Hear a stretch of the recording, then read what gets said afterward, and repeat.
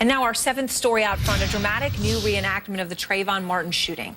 So there's a 90-second public service announcement now that says, and the Coalition to Stop Gun Violence has put it out. It's recreating the final encounter between George Zimmerman and the Florida teen. It uses actors, but it uses portions of the real 911 call. Are you following him? Yeah. Okay, we don't need you to do that. Okay.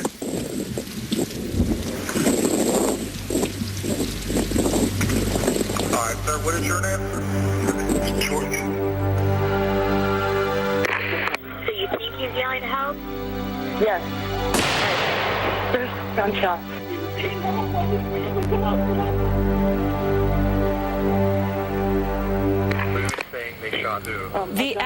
The ad is called Stand Up to Stand Your Ground. And as you can see, it dramatizes the shooting and then urges voters to oppose the laws that exist in 26 states.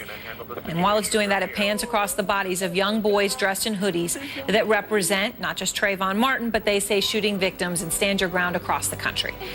All right, is this ad fair or does it go too far? I want to bring in out front tonight George Zimmerman's defense attorney, Mark O'Meara. And great to see you, Mark. Let me just put this to you.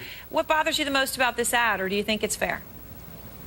Well, the real problem with it is that it's just a dramatic sort of fantasy of what really happened that night. I'm not sure why they have to reinterpret the facts of what happened. My greatest concern is that those people who are using this ad for certain purposes are sort of going to allow themselves to be ignored because the legislators who know better that this stuff doesn't represent the truth or the facts now have an opportunity to sort of ignore the message and ignore the messenger. I think they're hurting their own cause by doing something that doesn't base itself in fact. A spokesperson for Trayvon Martin's family did put out a statement, which you may be aware of, but let me just read it for our viewers. The ads are too emotional for the family to discuss at this time. However, they're committed to building the Trayvon Martin Foundation and educating the public about how these laws need to be reviewed. Now, Mark, of course, as you're well aware, you know, the Tampa Bay Times did a study that we put on this program of stand your ground cases. 73% of those who killed a black person faced no penalty. 59% who killed a white person faced no penalty. When looked at that way, it does seem that these laws need to be looked at again. Do you acknowledge that at all or no? No, I do. And actually, I've said in other times that we do need to maybe review the Stand Your Ground statute, take a look at it, and see if it needs some polishing in the area where it seems to tell people that you don't have to try another way out. My concern is the way that it's been presented is now 250, 300 million Americans maybe getting the wrong message about a self-defense statute that otherwise is pretty good law. So we need to look at it, polish it up, but doing so with this sort of dramatic overtone to it is just going to allow things to be ignored, and we're not going to have a conversation unless we have a true, honest, and straightforward one about what does need to be changed about the law.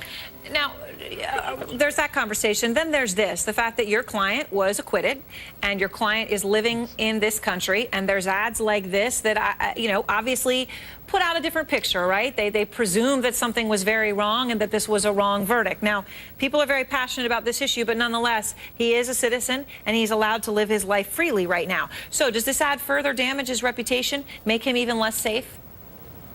It absolutely does. What it does is sort of perpetuate this belief that was started a week after the event happened in February 2012 and says that George Zimmerman is some racist murderer when all of the facts that have been supported by evidence and not by emotions suggest that he's not.